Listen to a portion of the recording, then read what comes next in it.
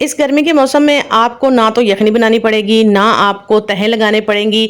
आसान रेसिपी आप लोगों के साथ शेयर कर रही हूँ। ये ज़बरदस्त सा बिरयानी पुलाव जो है ना, ये बिरयानी की तरह जायकेदार होगा और रिच होगा पुलाव की तरह।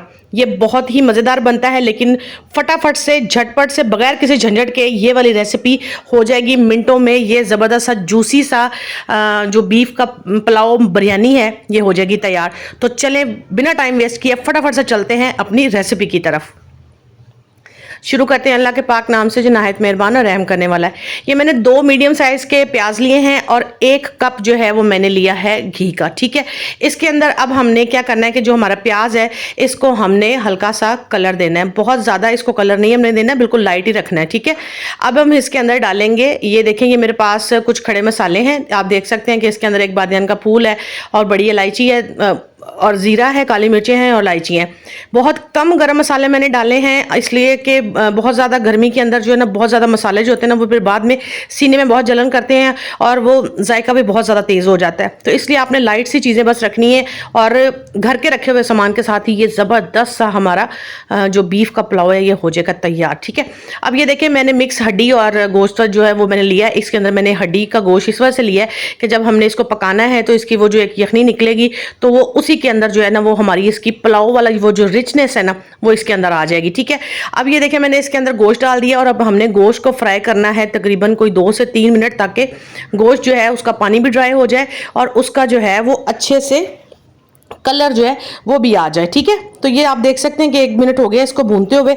अब इसके अंदर मैं 1 टेबल स्पून जो है वो लहसुन अदरक का भर के जो है वो मैंने डाला है पेस्ट। ठीक है, आपने इसके अंदर डाल के अब हम इसको अच्छे से जो है वो हम इसको मिक्स कर देंगे ताकि हमारे लहसुन अदरक के साथ जो है वो गोश्त जो है वो अच्छे से भुन जाए। ठीक है, बस भुनाई आपने गोश्त की करते जाना है और इस पर कोई ज़्यादा टाइम नहीं लगना, मिनिमम आधा टाइम थोड़ा थोड़ा लगता है। ठीक है, 3 मीडियम साइज के बड़े टमाटर जो थे वो मैंने मीडियम, यानी कि एक छोटे मीडियम नहीं, बड़े वाले मीडियम जो साइज है, 3 टमाटर जो है वो मैंने इसके अंदर डाल दिए हैं रफली चॉप कट करके। ठीक है, अब इसके अंदर हमने इनको हल्का सा बस मिक्स करना है और मिक्स करने के बाद मैंने इसके अंदर थोड़ा सा पानी ऐड किया है ताकि हमारे जो टमाटर हैं वो थोड़े टेंडर हो जाए और हम इसको ढक के 2 से 3 मिनट के लिए इसको पकाएंगे। ये देखें अल्हम्दुलिल्लाह आप देख सकते हैं कि पानी जो है टमाटरों ने अपना जो छोड़ दिया है। टमाटर हमारे काफ़ी हद तक टेंडर हो चुके हैं और जो हमारा बीफ है वो भी अच्छे से भुन चुका है। ठीक है, ये आप देख सकते हैं। अब हम इसके अंदर डालेंगे नमक मैं डालूंगी इसके अंदर 1.5 टेबल स्पून, बाद में आप चावलों में बैलेंस कर सकते हैं। ठीक है, हाफ टी स्पून जो है, हाफ टेबल स्पून मैंने इसके अंदर डाली है हल्दी और इसके अंदर हमने डाली है जनाब 1 टेबल स्पून भर के मैंने लाल मिर्च का पाउडर लिया था और 1 टेबल स्पून मैंने इसके अंदर हरे धनिए का पाउडर डाला है। ठीक है, मेजरमेंट आप अपनी मर्जी से नमक मिर्च कम ऊपर ज़्यादा कर सकते हैं, ये आपकी अपनी चॉइस के ऊपर है। अब हम इसके अंदर थोड़ा सा पानी डालेंगे ताकि जो हमने स्पाइस डाले हैं वो जल ना जाए, मसाले जलने नहीं चाहिए, इसलिए आपने इसको अच्छे तरीके से पानी के साथ इसको अब हम कुक करेंगे ताकि हमारे जो मसाले हैं वो अच्छे से भुनाई हो जाए। अब हम इसके अंदर डालेंगे तकरीबन आप 2 से 3 टेबल स्पून इसके अंदर दही डाल दें। दही डालने से ये होता है कि जो हमारा चावल होते हैं वो जूसी बनते हैं, ड्राई नहीं होते। ये एक बहुत बड़ी ट्रिक है कि जो हमारे जो चावल होते हैं वो बड़े रिच बनते हैं। तो दही का इस्तेमाल हर चावलों के अंदर मिनिमम, इस तरह के गोश्त वाले चावलों के अंदर तो लाजमी जो है वो होता है। ठीक है, अब मैं इसके अंदर डाल रही हूँ 1 टेबल स्पून जो है वो मैंने डाला है इसके अंदर बिरयानी का मसाला। कोई सा भी बिरयानी का मसाला किसी भी ब्रांड का आप ले सकते हैं, वो मैंने इसके अंदर शामिल कर दिया। अब हम इसको मज़ीद 1 मिनट के लिए इसकी बुनाई करेंगे। जायके के लिए और खुशबू के लिए मैंने इसके अंदर डाल दी हैं 3 हरी मिर्चें और 2 से 3 मैंने इसके अंदर डाल दिए हैं लेमन के स्लाइस।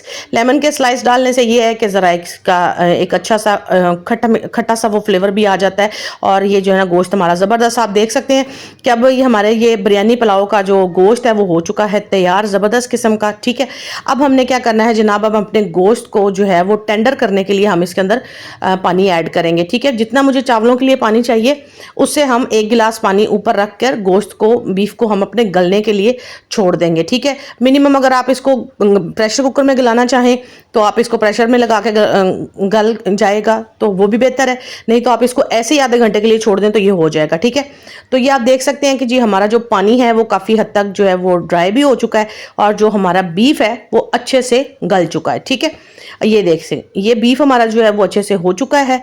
और अब हमने क्या करना है कि हमने जो इसके अंदर पानी है वो हमने करेंगे लेवल। ठीक है, लेकिन वो लेवल हम कब करेंगे? चावल मैंने इसके अंदर, गोश्त जो मैंने इसके अंदर डाला है, मेरे पास था ये बीफ का 1 किलो गोश्त था हड्डी वाला। ठीक है, और चावल मैंने इसके अंदर डाले हैं वो भी 1 किलो डाले हैं। ठीक है, तो बराबर क्वांटिटी के ऊपर मैंने रखा है। ये अच्छे बासमती के चावल थे जो मैंने 1 किलो चावल लिए हैं। ठीक है, अपनी फैमिली के लिए मैंने ये बनाए थे, तो ये एक परफेक्ट मेजरमेंट जो है वो मैंने इसे की है। आप चावलों को या गोश्त की क्वांटिटी को कम या ज़्यादा भी कर सकते हैं। ठीक है, तो ये देखें, ये मैंने चावल जो थे आधा घंटा पहले मैंने भिगो के रखे हुए थे। अब ये जो चावल हैं हमने डाल दिए हैं इसके अंदर। अब यहाँ पर मुझे लग रहा है कि पानी थोड़ा सा कम है, तो मैं इसके पानी को जो है वो लेवल कर रही हूँ। ठीक है, ताकि मुझे अंदाज़ा है कि हमारे चावल कितने में कुक हो जाएंगे। ठीक है, तो यहाँ पर आपने पानी को बैलेंस कर लेना है और एक उबाल आने के बाद आपने नमक को बैलेंस कर लेना है कि कोई नमक मिर्च तो हमारा कम नहीं है, तो आपने वो कर लेना। अब हम इनको जो है वो ढक के पकाएंगे ताकि चावलों में अच्छे से उबाल आ जाए और हमारे जो चावल हैं वो अच्छे से कुक हो गए हैं।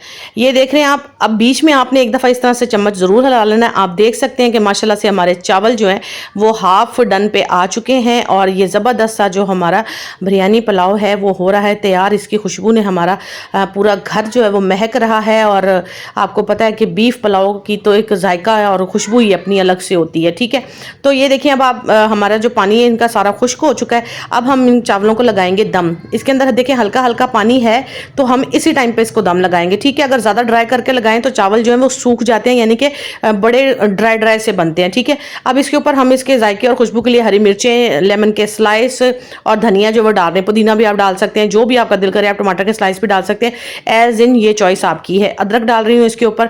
ये कच्चे मसालों की इसकी खुशबू और जायका जो है वो बड़ा शानदार हो जाता है। चलें, अब हम इसको लगा देंगे दम 15 मिनट के लिए। 15 मिनट के बाद, दम लगाने के बाद मैं आपको दिखाती हूँ कि अल्हम्दुलिल्लाह हमारे पुलाव जो है वो कैसा बना है। तो ले जी, शुक्र अल्हम्दुलिल्लाह। आप देख सकते हैं ये ज़बरदस्त सा हमारा बिरयानी पुलाव जो है ये हो चुका है बीफ का तैयार। एक एक चावल बिल्कुल रिच बना है, चावल 100% अच्छे कुक हो चुके हैं और खिला खिला चावल बना है और गोश्त भी हमारा अच्छे से टेंडर हो चुका है। तो ये देखें, बिना किसी मुशक्क़त के, कोई झंझट नहीं करना कि तहें लगाएं, यखनियाँ बनाओ, अलग अलग करो। कैसे झटपट से हमने फटाफट से ये बिरयानी जो है वो बना ली है बीफ की। और बीफ के अंदर जो काम करना तो लोगों को बड़ा मुश्किल लगता है कि जी ये बड़ा मुश्किल काम है, लेकिन आप देख सकते हैं कि हमने ये बनाई है झटपट में और ये बहुत ही मज़ेदार बनी है। यहाँ तक आपने वीडियो देख ली है तो वीडियो को लाइक करें, मेरे चैनल को सब्सक्राइब करें, वीडियो को शेयर करें ताकि ये ज़्यादा से ज़्यादा लोग देख सकें। मेरा काम आप लोगों को पसंद आता है तो लाइक का बटन लाजमी दबाना है।